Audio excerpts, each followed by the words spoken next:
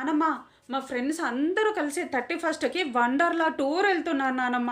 Mummy డాడీని అడిగితేనేమో వద్దు ఇంట్లోనే ఉండు, మా దగ్గర డబ్బులు లేవు అన్నారు. మరి నువ్వైనా ఇవ్వచ్చు కదా నానమ్మ.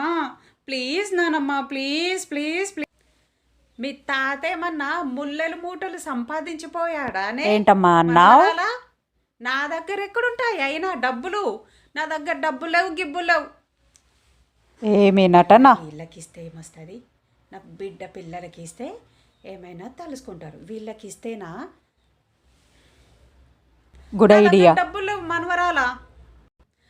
అదేంటి నానమ్మ, పింఛన్ డబ్బులు వస్తున్నాయి కదా, నాకు ఒక నెల ఇవ్వచ్చు కదా. నిన్ను తలుచుకుంటాను నానమ్మ. మా నానమ్మ ఇచ్చిందని మా ఫ్రెండ్స్కి అందరికీ చెప్పుకుంటాను. అయినా నువ్వు నాకు ఒక్కనాడు ఏదైనా ఒక్క రూపాయి పెట్టి ఏమైనా కొనిచ్చావా నానమ్మ? చెప్పు నువ్వే. ఏమైనా నా పింఛన్ పైసల మీదే కండ్లు.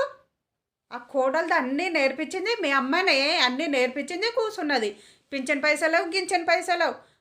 అయినా నా మందులకే సరిపోవట్లేదమ్మా. రూపాయి కూడా లేదు నా దగ్గర.